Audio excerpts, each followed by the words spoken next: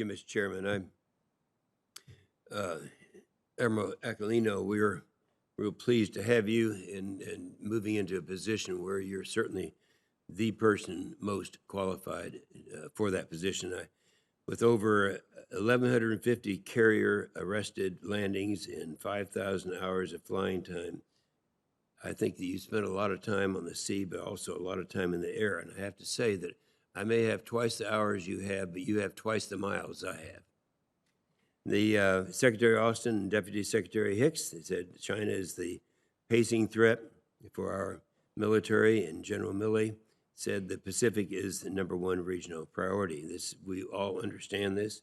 This administration is saying the right things about pushing back on Chinese aggression, but the key indicator of whether or not we're serious about this is competition with China will be what we do with the defense budget top line, the real growth. The words don't have real meaning. The top line of the defense budget and the amount of funding for the Pacific Deterrence Initiative will be the Biden administration's first and most important message to China. What we do and don't do to deter China in the military domain will underwrite and determine the success or failure of diplomatic, economic, and information efforts as well.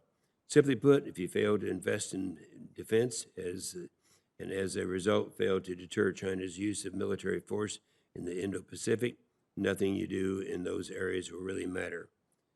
Admiral Aquilino, if confirmed as commander of INDOPACOM, you'd be on the front lines of the military competition with China. There must never come a day when the leaders of the Chinese Communist Party decide today is the day they can achieve their goal by using military force.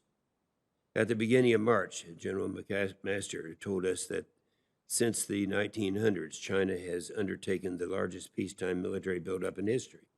This ramp up in the past decade when China increased real purchasing power in the defense sector by $200 billion.